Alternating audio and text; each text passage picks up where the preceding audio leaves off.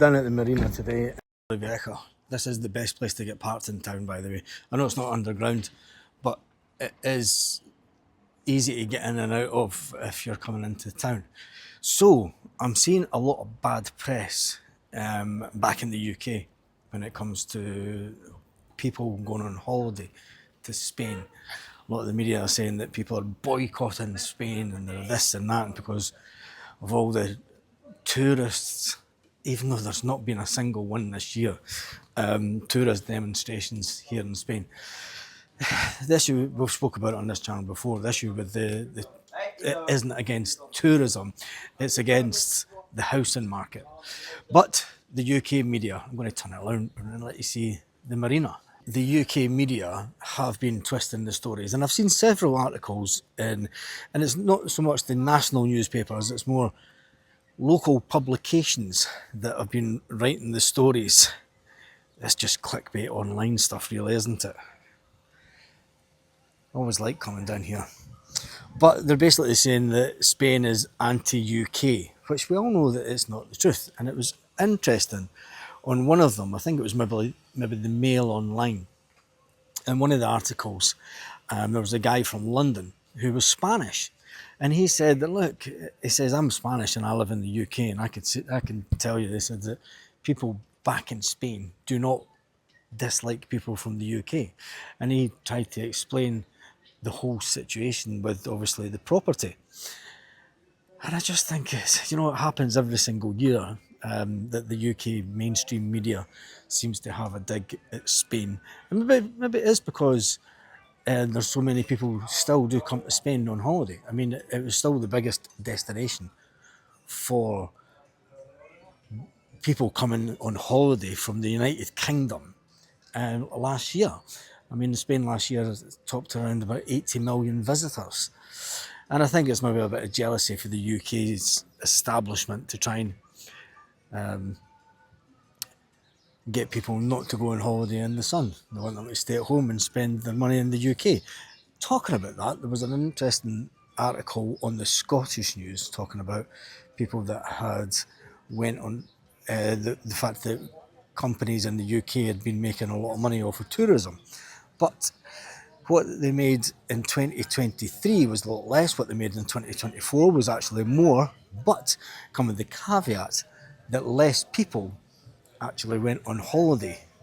But the people that did go on holiday in the UK, listen to this, were actually spending more money. The fact that they were spending more money is because it's more expensive for people to go on holiday in the UK, and I think that is the reality. Anyway, that's enough of that nonsense. There's a couple of boats for sale up here. This is a new place down at the end, Marina Club. I'm not going to go up because it's got music blaring, but there's a nice boat for sale. And it is nice down here. It's always nice down at this end. And it's a place, it's an end of town that doesn't get as busy as other places. And as you go around the corner, you do have, I should have went round that way to the shop actually. Go around this way, we'll go up past the ship inn. A lot of baby fish in the water just now. We'll head up past the ship inn. Go this way. They've expanded their terrace also. This restaurant's completely expanded this terrace. I wonder how they got away with that. But that got taken over a few years back. And then there is the ship inn. No, they're having a barbecue. Yes. All right, how you doing? How are you? And this place on the corner, that never does well. Must be shut down again. It looks like they've got a new. Is that all new in here? It is, isn't it? Yeah, it is, because they've got a bit of wood over it, so they've got a brand new centrepiece. That's going to be a Greek restaurant. Ah, interesting. Look, that's new. That sign's new. Little Greek restaurant, and there it's there. So there we go. It's changed names again. But that'll be good. I wonder if the ship inn's changed hands. It looks like it might have. It's nice down here. Doesn't get overly busy, and it's off the beaten track. I'm going to go around this way because there was the shop that was around here, but it was up for sale, and I don't know if the guy was just going to close the shop down because it wasn't making money. I did say to him when he bought it, I thought it was a hard shift because he's got to really make his money during July and August from people at the beach. And as you can see just now, it's a fantastic beach, that one. Yeah, because there's not as many people use the shop as what there used to be. And it's getting done up, it's getting work done to it. So I don't know if it's going to be a supermarket anymore, but it has closed. Tapas bar, El Marino. It's going to be a tapas bar and supermarket. Fara Yavar. I wonder if it will. Oh, I suppose it would be better than a British supermarket. And you see the beach over here. It's brilliant. Water's really calm.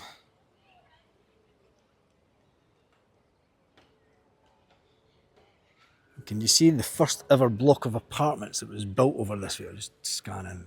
This block here, that round block, that was the first ever apartment block that was built in this end of town.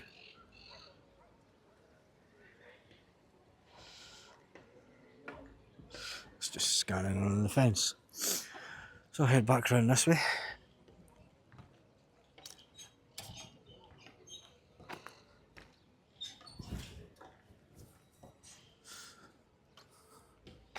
I do miss being next to the beach. It's something that we'll have to rectify within the next year.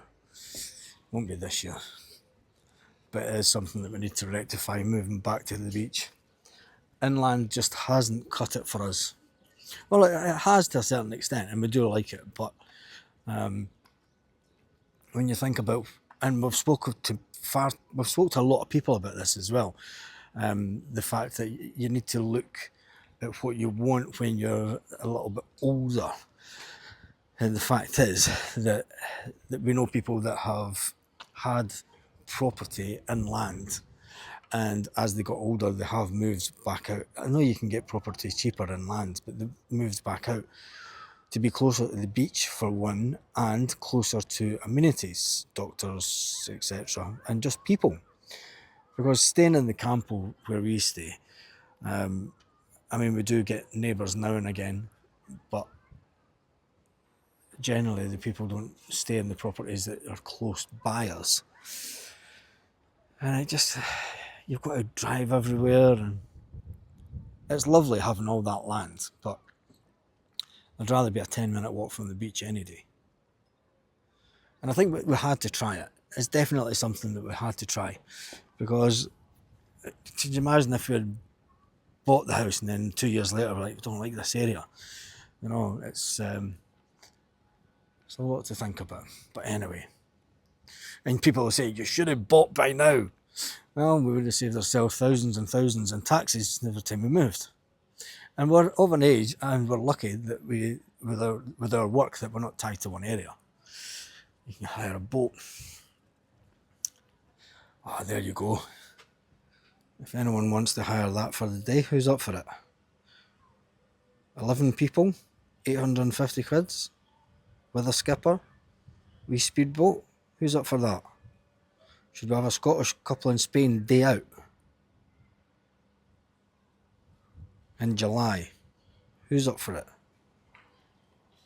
Split it 11 ways? I'm up for that. I'm up for that. Who's up for it? Or will it end up just being like me and Karen and just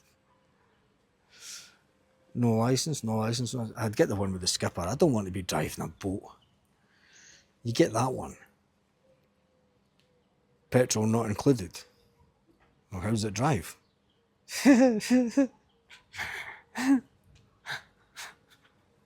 Paddles. Anyway, let's find out how much I need to go and get my ticket. So this is where you pay for parking, changing rooms, toilets, and a little vending machine. It is nice apartments and that down here. They're cheap and cheerful. They are what they are. My sister stayed here, and the famous Scotsman in Tenerife has also stayed down here. Anyway, there's that sun. Oh, I can tell it's changing. It's right above me. That's still a wiggle. So you do get your ticket, you scan the little barcode, you take it over to the machine, scan the ticket there. Where? Oh, you get 15 minutes free. 15 minutes free. Let's run. I always like stuff when you get it for free. That was brilliant. Free parking in Torrevieja. Big car park like this for 15 minutes. Anyway, that's still a wiggle.